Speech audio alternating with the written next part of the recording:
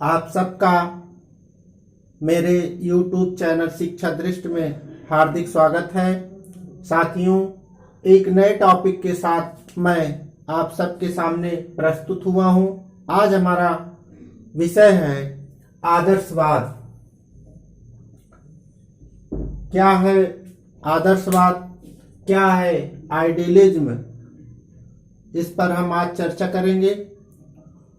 शिक्षा दर्शन में आदर्शवाद अति महत्वपूर्ण टॉपिक होता है, परीक्षाओं में प्रश्न बनता है। आदर्शवाद जैसा कि इसकी अंग्रेजी आइडियलिज्म है, अगर हम इसकी व्युत्पत्ति पे चर्चा करें, इस शब्द की व्युत्पत्ति कैसे हुई है, तो यह ग्रीक भाषा का आइडिया और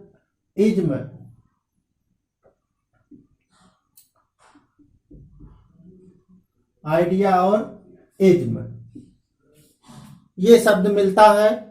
आइडिया और इज्म, आइडिया का मतलब होता है विचार से और इज्म का मतलब वाद, अर्थात एक ऐसा दार्शनिक संप्रदाय जो विचार को ध्यान में रखकर, आदर्श को ध्यान में रखकर अपना सिद्धांत देता है, अपना विचार देता है।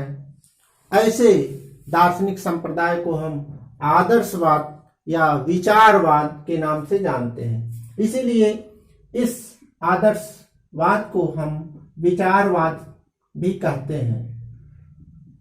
विचारवाद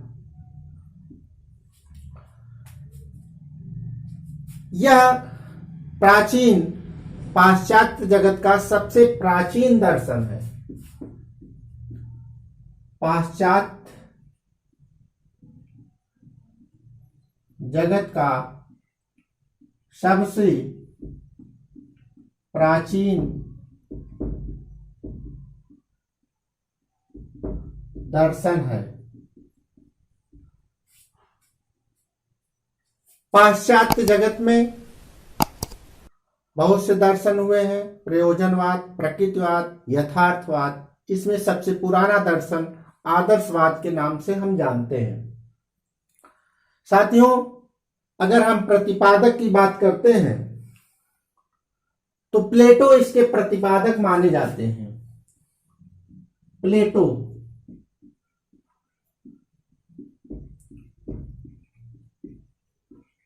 इसके प्रतिपादक माने जाते हैं। इसके साथ अब हम यह देखेंगे कि यह आदर्शवाद किन किन सिद्धांतों की बात करता है, किन किन बातों, किन किन विचारों को लेकर चलता है।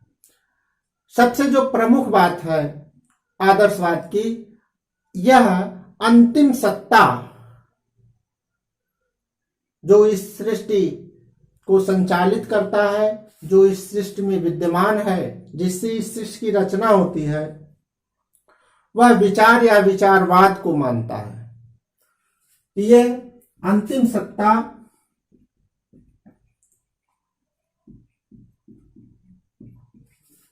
विचार या विचारवाद को मानता है। विचार या विचारवाद को मानता है। इसके साथ और एक विशेषता है कि यह सर्वप्रथम विचार पर बल देता है, फिर पदार्थ पर। हम जानते हैं कि पदार्थ और विचार दो चीजें हैं। प्लेटो पदार्थ जगत, वस्तु जगत या विचार जगत, दो प्रकार से जगत का विभाजन करता है, लेकिन यह विचार जगत को, विचार को प्रमुख स्थान देता है और इसको गौण, ये विशेषता है। यह दर्शन पूर्ण रूप से आध्यात्म, मूल्य, आदर्श, मन और विचार को महत्व देता है। इसका आध्यात्म मूल्य विचार मन, आध्यात्म मूल्य विचार मन और आदर्श पर बल देता है। ये इसीलिए हम भारतीय दृष्टिकोण से आदर्शवाद को ज्यादा नजदीक पाते हैं। जो भारतीय दृष्टिकोण है वह भी आध्यात्म प्रधान और धर्म प्रधान दर्शन की बात करता है। जो हमारा प्राचीन धर्म और दर्शन है, वैदिक धर्म दर्शन, वैदिक संस्कृति, यह आदर्शवाद के अति निकट है। आध्यात्मिक सत्यों, मूल्यों में सत्यम शिवम सुंदरम पर इसमें बल दिया जाता है। मूल्यों, कौन से मूल्य? सत्यम शिवम सुंदरम को महत्व, ये आदर्शवाद की विशेषता है। अब हम चर्चा करते हैं कि इसके भारतीय समर्थक कौन कौन से हैं और पाश्चात्य समर्थक कौन कौन से हैं। अगर पाश्चात्य दार्शनिकों की बात करते हैं तो इसमें सुकरात का नाम सबसे पहले आता है, उसके शिष्य प्लेटो और उसके शिष्य अरस्तु, ये आदर्शवाद के समर्थक हैं। और इसके साथ साथ डेकार्टे, बर्कले, पेस्टालॉजी, फ्रोवेल,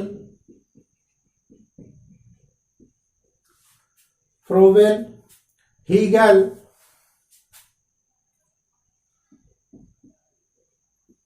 ये पाश्चात्य जगत के ये प्राचीन दर्शन आदर्शवाद के प्रबल समर्थक हैं। कामेनियस का भी नाम आता है,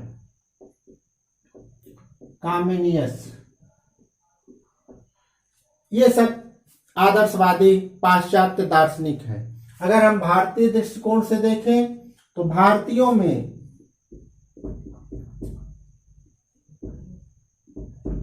में गांधी, विवेकानंद, टैगोर, अरविंद, गांधी, विवेकानंद, टैगोर, अरविंद, ये प्रमुख दार्शनिक हैं जो भारतीय हैं और आदर्शवाद का समर्थन करते हैं। ये पाश्चात्य दार्शनिक हैं जो आदर्शवाद का समर्थन करते हैं। इस प्रकार हम आदर्शवाद की जो सामान्य जानकारी थी उसको हम जानने का प्रयास किया। पाश्चात्य में सुकरात, प्लेटो, अरस्तु, डेकार्टे, बर्कले, पेस्टालॉजी, फ्रोवेल, हीगल और कामेनियस का नाम आता है। भारतीयों में गांधी, विवेकानंद, टैगोर और अरविंद का नाम आता है। इसके साथ साथ विचारवाद के नाम से भी आदर्शवाद को जानते हैं। प्लेटो इसके समर्थक, प्रवर्तक माने जाते हैं। यही ऐसे दार्शनिक थे जिनके विचार, जिनके दर्शन को हम लोग आदर्शवाद के रूप में पढ़ते हैं। 427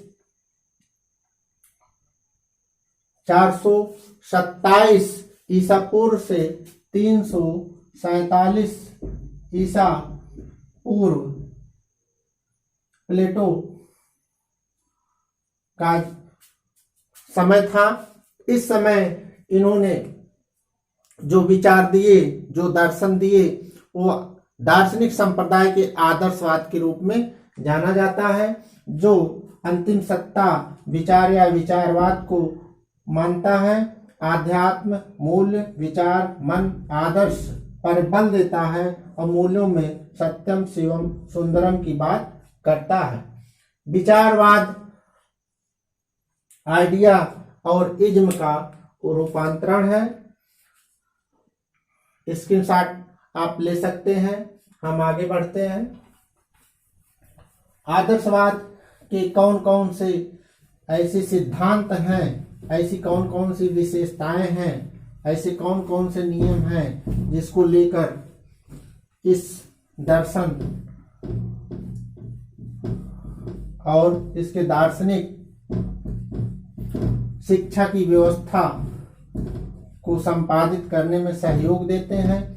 इन विचारों को हमको जानना है। शैक्षिक गतिविधियों को संचालित करने में कौन कौन सी बातें महत्वपूर्ण है। सबसे पहले हम सिद्धांत की बात करते हैं। सिद्धांत, आदर्शवाद के सिद्धांत क्या क्या है। सबसे पहला सिद्धांत है कि आध्यात्मिक जगत को श्रेष्ठ मानता है। आध्यात्मिक जगत श्रेष्ठ है। दूसरा सिद्धांत क्या है। पहला, आध्यात्मिक जगत श्रेष्ठ है, भौतिक जगत मिथ्या है। दूसरा, भौतिक वस्तु की अपेक्षा विचार महत्वपूर्ण है। भौतिक जगत की अपेक्षा विचार महत्वपूर्ण है।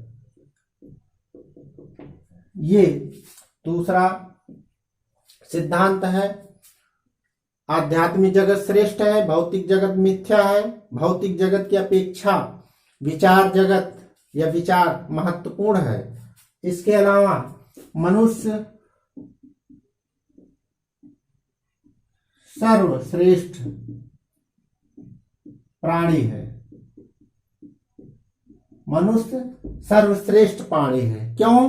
क्योंकि मनुष्य अपना विचार प्रकट कर सकता है और जो विचार प्रकट कर सकता है वही महत्वपूर्ण है। इसलिए मनुष्य भी महत्वपूर्ण है क्योंकि ये विचार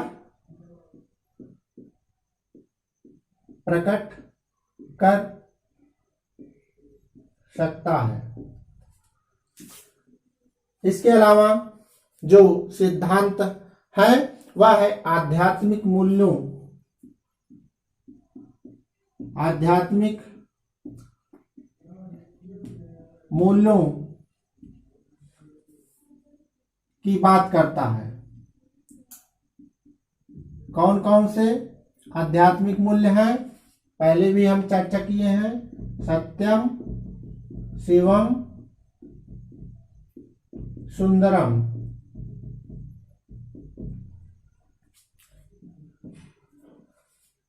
और सिद्धांत में क्या है? भिन्नता में एकता, भिन्नता में एकता की बात करता है।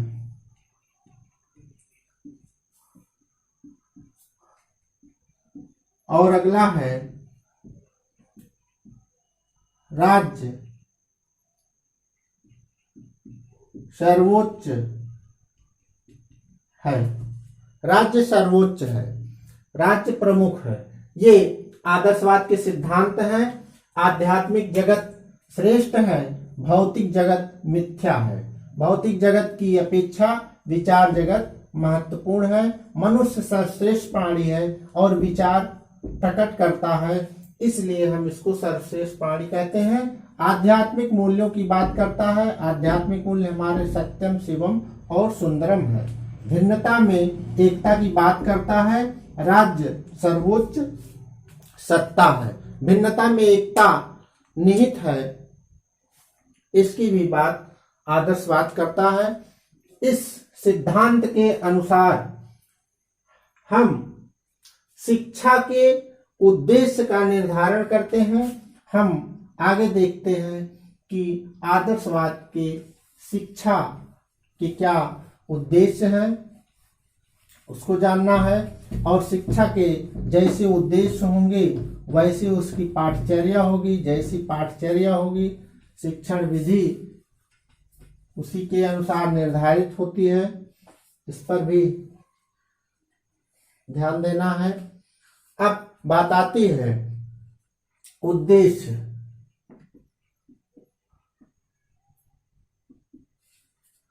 आदर्शवादी शिक्षा के क्या उद्देश्य हैं? जेंटाइल महोदय जो एक आदर्शवादी है वो कहता है कि आत्मानुभूत शिक्षा का प्रमुख उद्देश्य है। जेंटाइल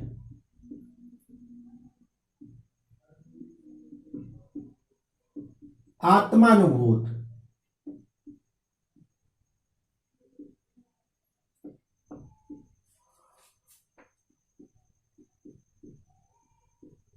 शिक्षा का प्रमुख उद्देश्य है। आत्मानुभूत शिक्षा का प्रमुख उद्देश्य है। यही आदर्शवादी शिक्षा का उद्देश्य स्पष्ट कर देता है। इसके अलावा और शिक्षा के क्या उद्देश्य होने चाहिए? आत्मानुभूत, अपने आत्म को जानना, अपने अंदर की शक्ति को जानना, ईश्वर को जानना, परमात्मा को जानना, ये आत्मानुभूत है। आत्मानुभूति उसको हो सकती है जो आध्यात्म को मानता है, जो आध्यात्म की शरण में जाता है। आध्यात्म को मानने के लिए हमको धर्म अर्थ काम मोक्ष को जानना होगा, उसका नियम पूर्वक योग पूर्वक पालन करना होगा, व्यायाम करना होगा। अब हम ये देखते हैं कि शैक्षिक उद्देश्य आदर्शवादी शिक्षा के क्या उद्देश्य हैं, कौन कौन से उद्देश्य हैं। इसमें सबसे पहले है व्यक्तित्व।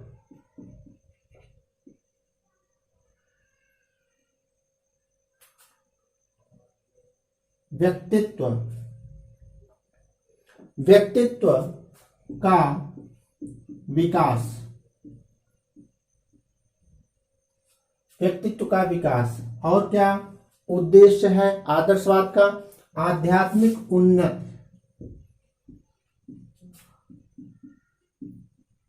आध्यात्मिक उन्नति करना। और क्या उद्देश्य? आदर्शवादी शिक्षा के उद्देश्य सांस्कृतिक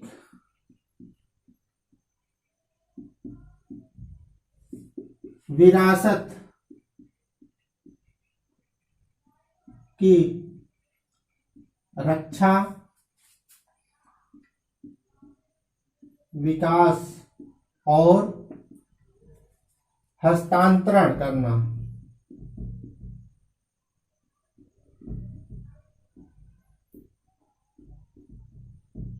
हस्तांतरण करना। और क्या उद्देश्य हो सकते हैं? आध्यात्मिक मूल्यों की प्राप्ति। हमने बताया कि आध्यात्मिक मूल्य कौन कौन से हैं? सत्यम शिवम सुंदरम आध्यात्मिक मूल्य हैं और इनकी प्राप्ति करना शिक्षा का उद्देश्य होना चाहिए। आध्यात्मिक मूल्यों की प्राप्ति। इसके अलावा एक और शिक्षा का महत्वपूर्ण उद्देश्य है पवित्र जीवन की प्राप्ति। ये शिक्षा के उद्देश्य हैं। यही आदर्शवादी शिक्षा के उद्देश्य हैं। पवित्र जीवन की प्राप्ति की तैयारी करना, आध्यात्मिक मूल्यों सत्यम शिवम सुंदरम की प्राप्ति कराना, सांस्कृतिक विरासत की रक्षा, विकास और हस्तांतरण करना, आध्यात्मिक उन्नति करना, व्यक्तित्व का सर्वांगीण विकास करना। आत्मानुभूति जेंटाइल महोदय के अनुसार अगर आत्मानुभूति का उद्देश्य पूरा हो जाए तो लगभग सभी शिक्षा के उद्देश्य की प्राप्ति हो सकती है। ये आदर्शवादी शिक्षा के उद्देश्य हैं, इसका पालन होना चाहिए शिक्षा व्यवस्था में। शिक्षा व्यवस्था इसी के अनुरूप संचालित होनी चाहिए।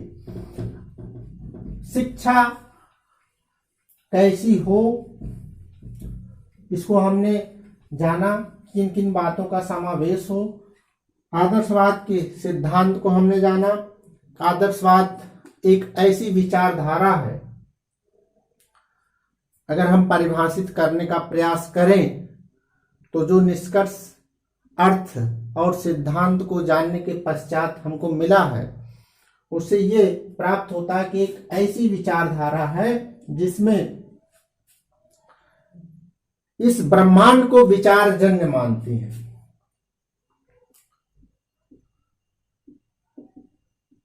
इस ब्रह्मांड को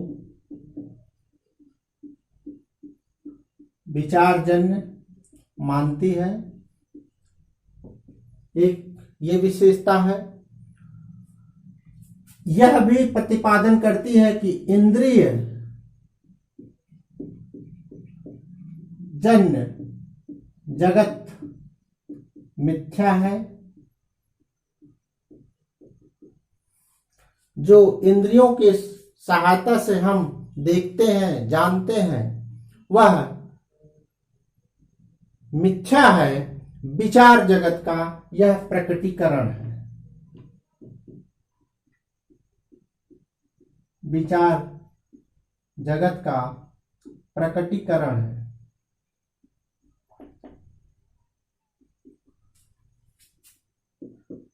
एक विशेषता और है, ईश्वर संसार का कर्ता है।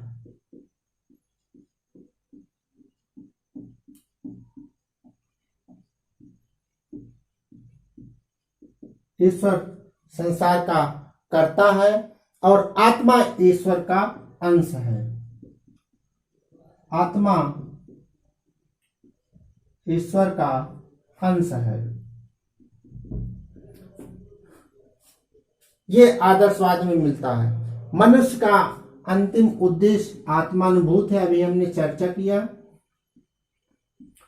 अंतिम उद्देश्य आत्मानुभूत है।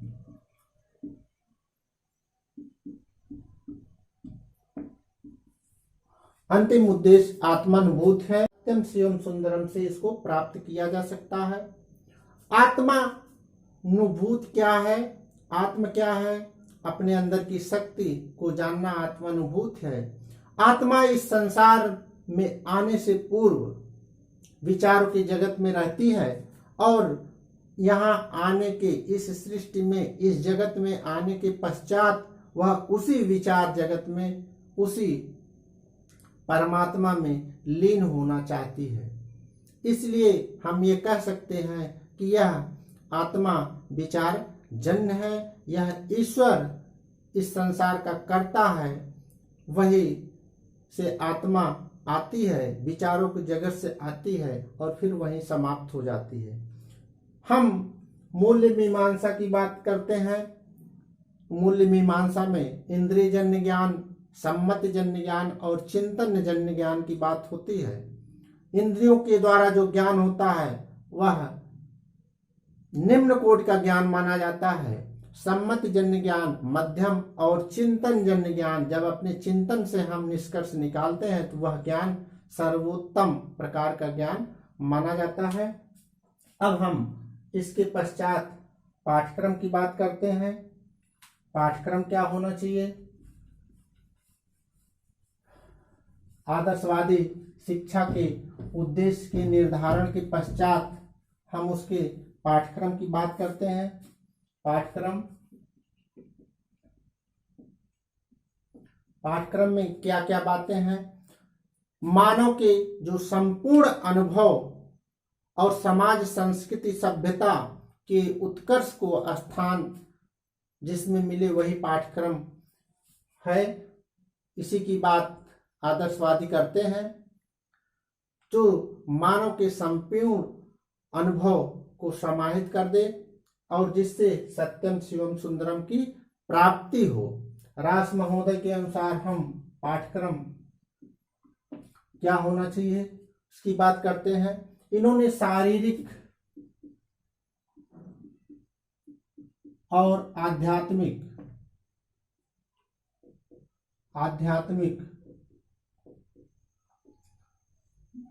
दो प्रकार से पाठ्यक्रम को विभाजित किया। शारीरिक पाठ्यक्रम के अंतर्गत कला कौशल, व्यायाम, कला कौशल, व्यायाम और स्वास्थ्य विज्ञान,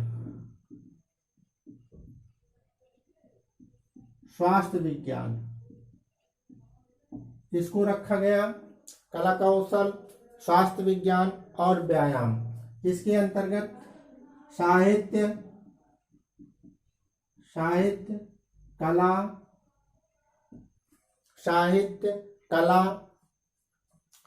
भाषा, गणित,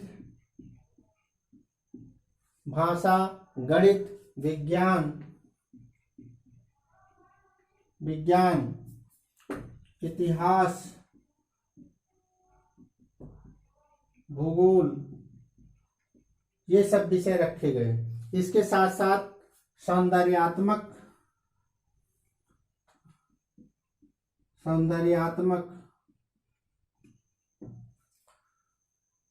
जो विषय है वह भी इसी में समाहित है। शारीरिक और आध्यात्मिक के अंतर्गत धार्मिक,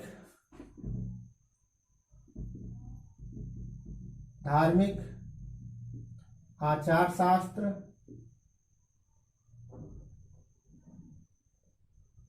नीति शास्त्र,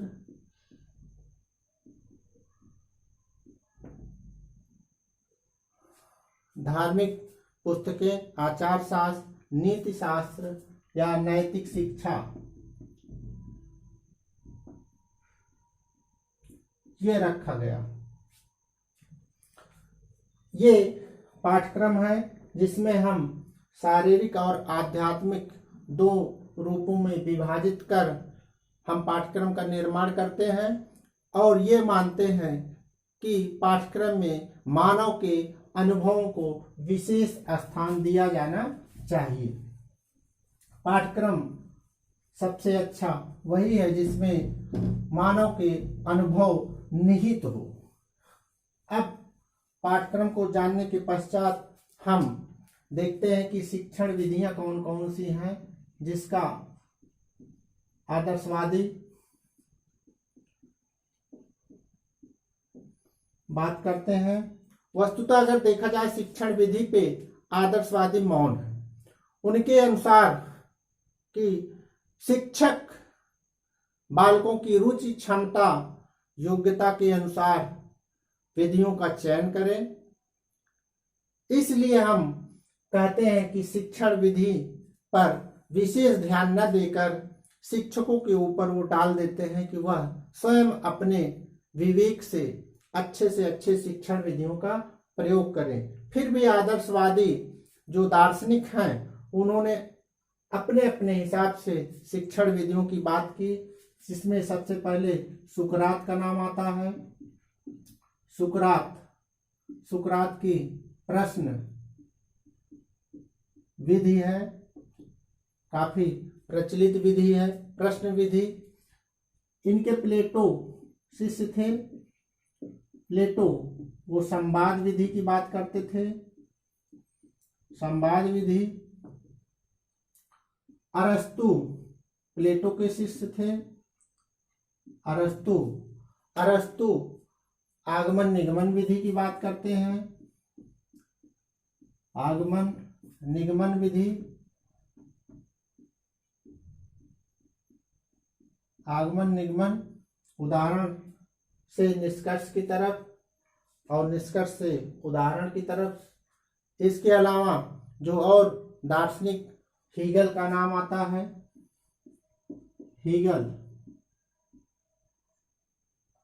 हीगल की तर्क विधि,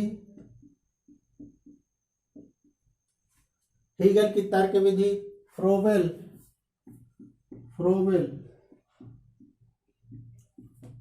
खेल विधि। आप जानते हैं फ्रोबेल का किंडरगार्टन काफी प्रसिद्ध है, जिसमें बच्चों को खेल खेल में शिक्षा देने की बात होती है। पेस्टोलॉजी की बात आती है, पेस्टोलॉजी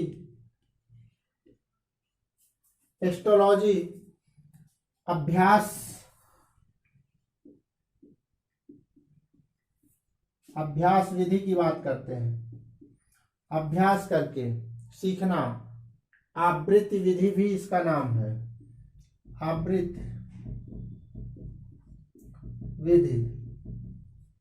आवृत्ति विधि भी इसका नाम है। ये शिक्षण विधियां हैं, इसका भी स्क्रीनशॉट आप ले सकते हैं। अब इसके बाद हम आगे बढ़ते हैं। शिक्षक के विषय में आदर्शवादी क्या कहते हैं? शिक्षक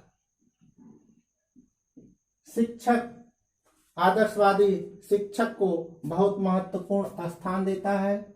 हम भारतीय दृष्टिकोण से शिक्षक के लिए एक सूक्ति बताना चाहेंगे।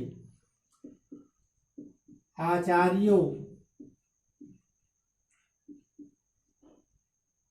मृत्यु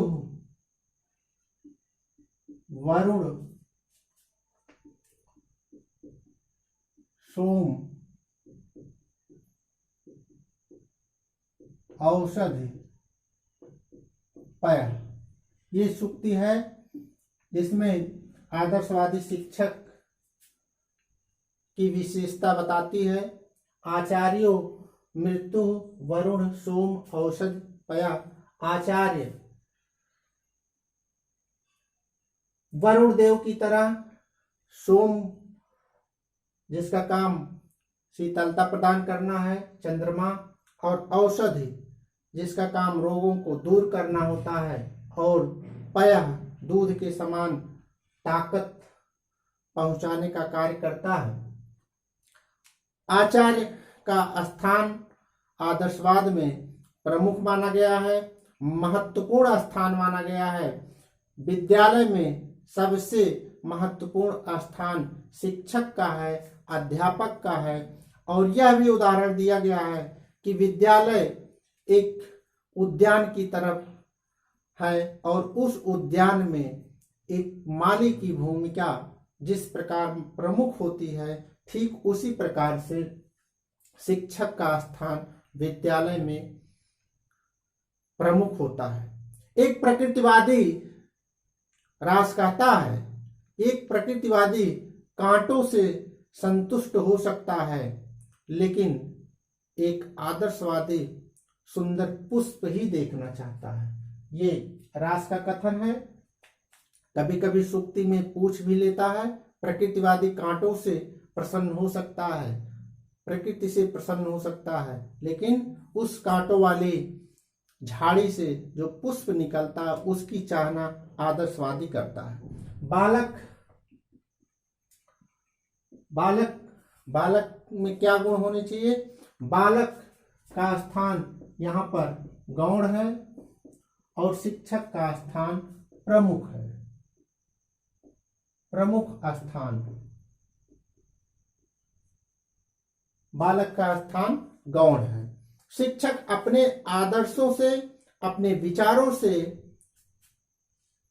उस शिष्य को, बालक को प्रेरणा दे, सूझ का विकास करे, सूझबूझ से कार्य करने की प्रेरणा दे। ये बालक का स्थान है। विद्यालय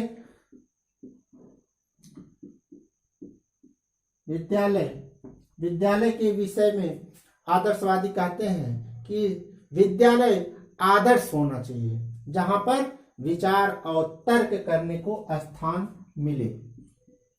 विद्यालय आदर्श हो, तर्क करने को स्थान दे। कोई भी कार्य हम बिना तर्क किए न ग्रहण करें। इस पर विद्यालय ऐसा माहौल देना चाहिए, सांस्कृतिक और आध्यात्मिक विकास करे। सांस्कृतिक और आध्यात्मिक विकास करे।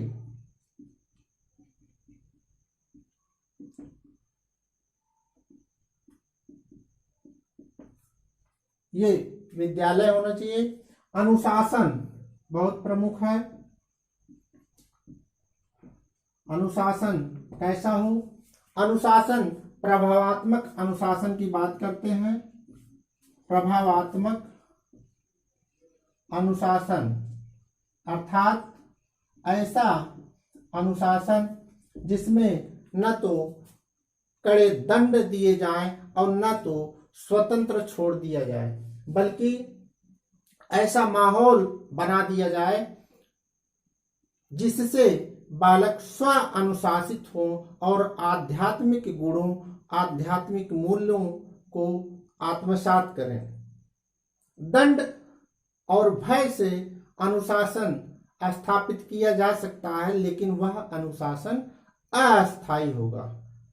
अस्थायी अनुशासन प्रभावात्मक अनुशासन है, जो दंड और स्वतंत्रता के बीच का भाग है, बीच का अनुशासन है। अब हम शिक्षक आदर्शवाद के गुण और देन की बात करते हैं। इसमें मूल्यांकन करने पे हमको पता लगता है कि व्यक्तित्व का पूर्ण विकास होना चाहिए, तो ये आदर्शवादी व्यक्तित्व के पूर्ण विकास पे बल देते हैं। आध्यात्मिक प्रवृत्ति धारण करने को कहते हैं, चरित्र पर बल देते हैं, शाश्वत मूल्यों पर बल देते हैं और अध्यापक को मित्र की भांति, पथ प्रदर्शक की भांति भूमिका निभाने की बात करते हैं। व्यापक लक्ष्य का निर्धारण करते हैं। तो हम ये कह सकते हैं कि हमारी शिक्षा व्यवस्था में गुण प्रधान, आध्यात्म प्रधान, मूल्य प्रधान, शाश्वत मूल्यों की अगर बात करता है तो वो आदर्शवाद करता है। और बिना मूल्य के, बिना आदर्श के, बिना आध्यात्म के, बिना चरित्र के कोई भी शिक्षा अपनी पूर्णता को प्राप्त नहीं कर सकती है। इसलिए आदर्शवाद का शिक्षा जगत में महत्वपूर्ण स्थान है। साथ साथ हम यह भी बताना चाहेंगे कि प्लेटो का आदर्शवाद हम पढ़ते हैं। प्लेटो के जो सिद्धांत हैं, जो नियम हैं, जो विचार हैं, उसकी पुस्तक दी रिपब्लिक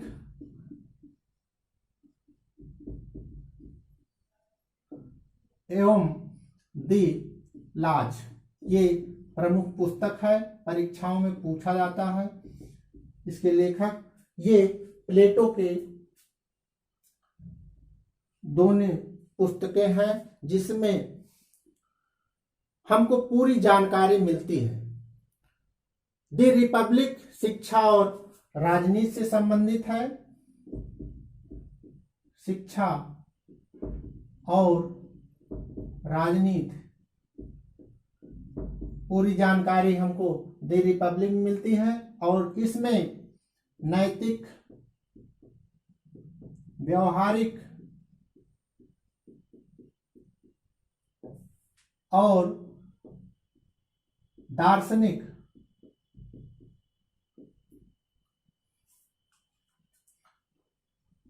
विचार मिलते हैं। ये द रिपब्लिक और द लाज, ये दो पुस्तक प्लेटो की हैं।